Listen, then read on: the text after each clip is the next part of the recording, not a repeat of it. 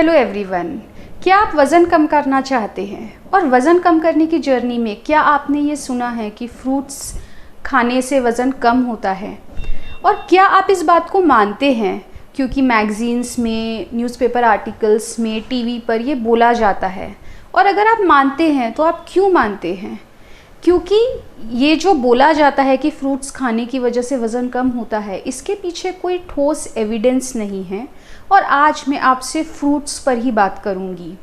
आज मैं आपको फ्रूट्स को ना एक गुड चॉइस बोलूँगी, ना एक बैड चॉइस बोलूँगी। मैं आपके सामने सिर्फ फैक्ट्स रखूँगी। तो आज हमारी सोसाइटी में मोटापा और मोटापे से रिलेटेड जो बीमारियां हैं, जैसे heart attack, type 2 diabetes, hypertension, fatty liver disease, ये सब बहुत तेज़ी से बढ़ रहे हैं। आप ये कह सकते हैं कि हमारी सोसाइटी हैंडीकैप्ड हो गई है इन बीमारियों से, और इन बीमारियों से हमारी जो लड़ाई है वो हम हार रहे हैं। और इस लड़ाई में हमारे एनिमीज़ कौन है, हमारे शत्रु कौन हैं? हमारे 2 नंबर 1 शत्रु जो है वो है प्रोसेस्ड फूड और शुगर। आज मैं आपसे मॉडर्न फ्रूट के बारे में बात करूंगी जो हमको मार्केट में मिलता है। 1946 में सबसे पहले फूड के गाइडलाइंस हमारे सामने रखे गए और उसमें लिखा गया था कि हमें सीजनल फ्रूट एक आध बार खाना चाहिए। 1992 में जो फूड की गाइडलाइंस हमारे सामने रखे गए उसमें ये बोला गया कि हमें दिन में 5 से 9 बार फ्रूट्स एंड वेजिटेबल्स खाने चाहिए। ये जो आंकड़ा है 5 से 9 बार, ये किसी भी साइंटिफिक रिसर्च पर बेस्ड नहीं है, ये सिर्फ एक मेड अप आंकड़ा है। 1991 में एक नॉट फॉर प्रॉफिट ऑर्गेनाइजेशन बनी, fruits and veggies more matters.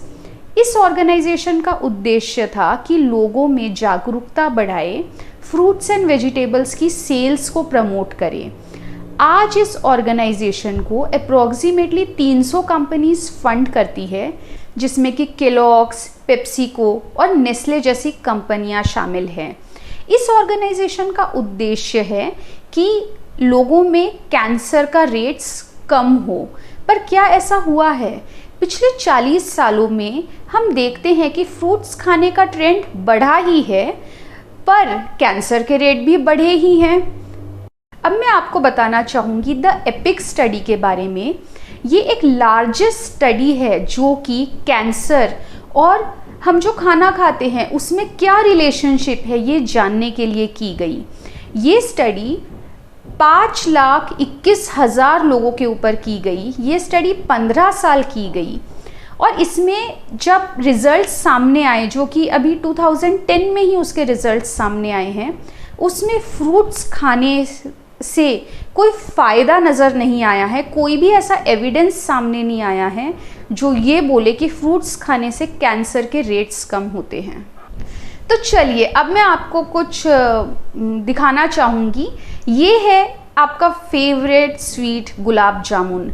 ये जो गुलाब जामुन है इसमें 3 टाइप की शुगर होती है, ग्लूकोज, फ्रक्टोज और स्यूक्रोज। और ये जो 3 शुगर है इसके केमिकल स्ट्रक्चर्स मैंने आपके सामने इमेज पर रखे हैं। अब हम देखेंगे एक प्लेट फ्रूट की। इसमें जो शुगर है इसमें भी ग्लूकोज, फ्रक्टोज और स्यूक्रोज है और इसके भी केमिकल स्ट्रक्चर मैंने आपके सामने रखे हैं। अब आप ध्यान से देखिए और गुलाब जामुन में जो शुगर है वो शुगर और फ्रूट प्लेट में जो शुगर है वो शुगर में डिफरेंस ढूंढने की कोशिश करिए। ध्यान से देखिए और आपको कोई भी डिफरेंस नहीं दिखेगा, क्योंकि कोई डिफरेंस है ही नहीं। तो चलिए अब क्विकली जानते हैं कि ग्लूकोज जो कि हम खाने के द्वारा लेते हैं वो हमारे शरीर में कैसे यूज़ होता है, कैसे मेटाबोलाइज होता है। तो समझ लीजिए मैंने चावल खाया जिसमें कि सिर्फ ग्लूकोज होता है, तो मेरा शरीर क्विकली उस चावल में से ग्लूकोज को एब्जॉर्ब कर लेगा और हमारा मसल्स और ब्रेन डायरेक्टली उस ग्लूकोज को इंसुलिन की मदद से यूज़ कर लेंगे। जो थोड़ा बहुत ग्लूकोज है उसका हमारा लिवर ग्लाइकोजन बनाएगा और जो बचा हुआ ग्लूकोज है उसका हमारा शरीर स्टोर्ड एनर्जी यानी कि फैट में कन्वर्ट कर देगा। एक नॉर्मल ह्यूमन शरीर में अप्रॉक्सीमेटली 4 ग्राम शुगर होती है, यानी 1 टीस्पून शुगर। और उससे ज़्यादा जो भी शुगर होगी उसका हमारा शरीर फैट में कन्वर्जन कर देगा। तो एक ब्रेड स्लाइस है, उसमें अप्रॉक्सीमेटली 5 टीस्पून शुगर होती है, और एक एप्पल है उसमें भी अप्रॉक्सीमेटली 5 टीस्पून शुगर होती है। ये शुगर डिफरेंट फॉर्म में होती है, ये शुगर ग्लूकोज और फ्रक्टोज के फॉर्म में होती है। तो अब हम जानेंगे फ्रूट शुगर यानी फ्रक्टोज हमारा शरीर उसे किस तरह इस्तेमाल करता है और फ्रक्टोज का मेटाबॉलिज्म कैसे होता है। मैं आपको बताना चाहूँगी कि फ्रक्टोज का मेटाबॉलिज्म मेडिकल वर्ल्ड में अभी रिसेंटली 2010 में ही जाना गया, और ये भी रीज़न है कि अभी बहुत लोग जागरूक नहीं हैं और टेक्स्ट बुक तक भी ये नहीं आया है कि फ्रक्टोज का मेटाबॉलिज्म कैसा होता है। तो जब हम एक फ्रूट खाते हैं तो उसमें से फ्रक्टोज रिलीज होता है। और अब मैंने आपके सामने एक लिवर सेल का डायग्राम रखा है, और आपको दिखेगा ये कितना कॉम्प्लिकेटेड है। हमारे शरीर के लिए इजी नहीं है फ्रक्टोज को यूज़ करना या मेटाबोलाइज करना। तो इस लिवर सेल के राइट हैंड कॉर्नर पर आपको फ्रक्टोज दिख रहा है। इसमें से थोड़ा हमारा लिवर ग्लाइकोजन में कन्वर्ट कर देगा, पर बाकी का जो फ्रक्टोज है उसको एक बहुत जटिल प्रोसेस से हमारा लिवर फैटी एसिड्स में कन्वर्ट करेगा, जो कि आगे चल के हमको फैटी लिवर की तरफ लेकर जाएंगे।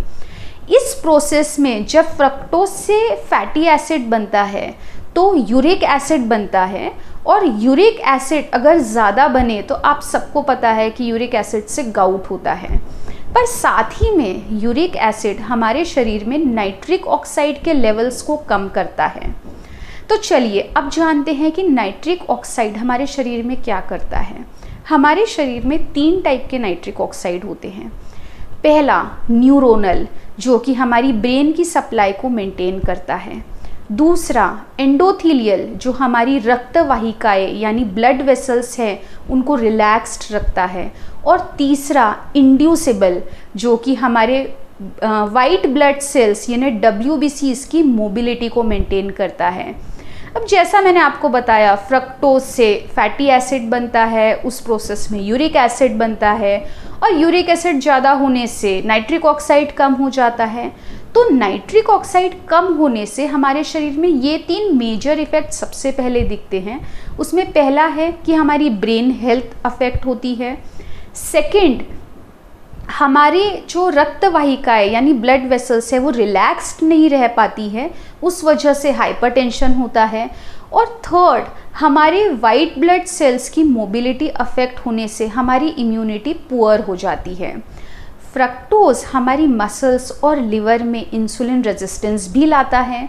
फ्रक्टोज लेप्टिन रेजिस्टेंस के लिए भी जिम्मेदार है, जिस वजह से हमें बार बार भूख लगती है।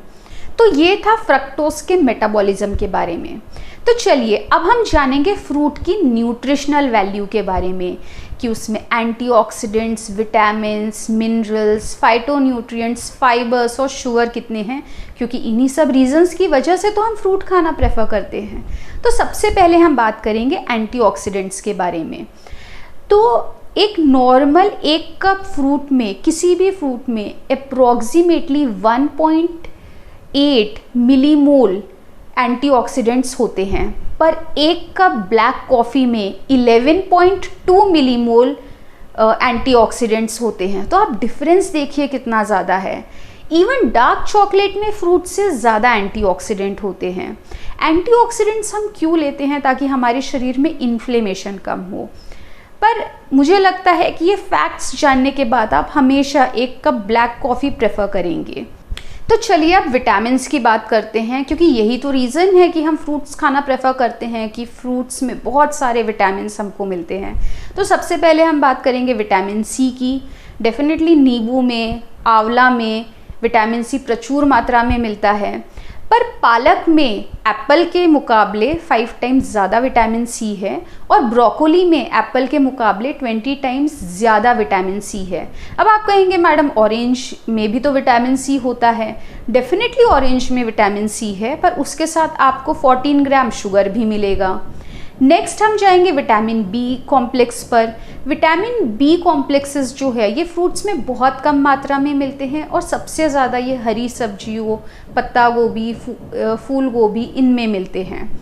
इसके बाद आता है विटामिन ई, जो कि हरी सब्जियों में, बीन्स में, पम्पकिन में ज़्यादा मिलता है, फ्रूट्स में नहीं। विटामिन ए अगेन ये हरी सब्जियों में ज़्यादा मिलता है। विटामिन डी ये ना फ्रूट्स में मिलता है ना वेजिटेबल्स में मिलता है। इसके बाद आता है विटामिन के1, जो कि हरी सब्जियों में डेफिनेटली मिलता है पर फ्रूट्स में नहीं है। और उसके बाद आता है विटामिन के2, जो ना फ्रूट्स और वेजिटेबल्स दोनों में नहीं मिलता है। तो आपको आइडिया आया होगा कि अगर हम कंपैरिजन करें फ्रूट्स और वेजिटेबल्स का, तो वेजिटेबल्स में विटामिन्स ज़्यादा क्वांटिटी में मिलते हैं। इसके बाद हम आएंगे मिनरल्स पर। तो बात करते हैं कैल्शियम की। अगेन कैल्शियम तो वैसे डेयरी प्रोडक्ट्स में ज़्यादा मिलता है पर वेजिटेबल्स में ज़्यादा है, फ्रूट्स में कैल्शियम नहीं मिलता है। मैग्नीशियम जो कि डार्क चॉकलेट में मिलता है, ग्रीन वेजिटेबल्स और बीन्स में मिलता है पर फ्रूट्स में नहीं मिलता है। और फिर आता है पोटेशियम। अब आप कहेंगे कि डेफिनेटली केले में पोटेशियम होता है, पर एक केले में जो पोटेशियम है उससे 1.5 टाइम्स ज़्यादा पोटेशियम हमको पालक से मिलता है। Iron again green leafy vegetables में मिलता है। तो इवन मिनरल्स अगर हम देखें तो ज़्यादा मात्रा में मिनरल्स हरी सब्जियों में मिलते हैं। अब हम बात करते हैं फाइबर की। फाइबर भी डेफिनेटली हरी सब्जियों में ज़्यादा मिलता है। तो चलिए, अब हमने एंटीऑक्सीडेंट्स देखे, विटामिन्स देखे, मिनरल्स देखे। अब हम देखेंगे शुगर कंटेंट, यानी फ्रक्टोज कितना है फ्रूट्स में। तो ये देखिए, ये है एक कोक की बोतल और एक कोक में अप्रोक्सीमेटली 10% शुगर होता है। ये है एक एप्पल और इसमें भी अप्रोक्सीमेटली 10% ही शुगर होता है। अब आप कहेंगे कि एप्पल का जो ग्लाइसेमिक इंडेक्स है ये लो है क्योंकि वो जो शुगर है एप्पल में वो स्लोली एब्जॉर्ब होती है। डेफिनेटली ये बात सही है, पर शुगर तो शुगर है और एप्पल का ग्लाइसेमिक इंडेक्स भले ही लो हो पर ग्लाइसेमिक लोड तो शुगर के जैसा ही है। एक केले में अप्रॉक्सीमेटली 12% शुगर होती है और जब वो केला बहुत अच्छे से पक जाए तो वो शुगर का प्रमाण 21% तक जाता है। हम देखते हैं कि कमर्शियल ड्राइड फ्रूट्स भी अवेलेबल है जो कि हमें केलॉग्स में या फिर मॉर्निंग सीरियल्स में मिलते हैं, या फिर बच्चों को हम देते हैं कि ड्राइड फ्रूट्स है तो और हेल्दी होंगे। पर मैं आपको बताना चाहूँगी कि ये जो ड्राइड फ्रूट्स है ये कॉन्सेंट्रेटेड शुगर होती है इसमें और विथ एडेड केमिकल्स होते हैं ये। तो जो फ्रूट्स है ये एक मॉडर्न टॉफ़ी के जैसे हैं, यानी पौष्टिकता में कम और शुगर कंटेंट में बहुत ज़्यादा। तो आई एम वेरी सॉरी कि मैं आपको ये बोलना चाहूँगी कि ये बिल्कुल ज़रूरी नहीं है कि हम रोज़ फ्रूट खाएं। क्या फ्रूट ख़राब है? नहीं, पर शायद वो इतने भी फ़ायदेमंद नहीं हैं जितना हम उनको मानते हैं। सबसे वर्स्ट फॉर्म फ्रूट खाने का है फ्रूट जूसेस, फ्रूट स्मूदीज़ और ड्राई कॉन्सेंट्रेटेड फ्रूट्स। तो अब मैं आपको कुछ फ्रूट्स बताऊंगी और उनके शुगर कंटेंट के साथ, यानी एक कप फ्रूट में कितना शुगर है वो मैं आपके सामने रखूंगी।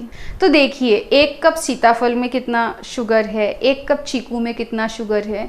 हम गर्मियों के सीज़न में आम के बिना तो हमें लगता है गर्मियाँ अधूरी है। एक कप आम में 22 ग्राम शुगर है। इवन अनार जिसे हम बहुत हेल्दी मानते हैं उसमें भी एक कप अनार में 23 ग्राम शुगर है। यही हाल पाइनएप्पल का है, कीवी का है, ऑरेंज का है। तो देखिए, मैंने आपके सामने फैक्ट्स रखे हैं। मैं आपको सिर्फ इतना बोलना चाहूँगी कि राइट इन्फॉर्मेशन से आप राइट चॉइस कर सकते हैं। Take care and stay healthy.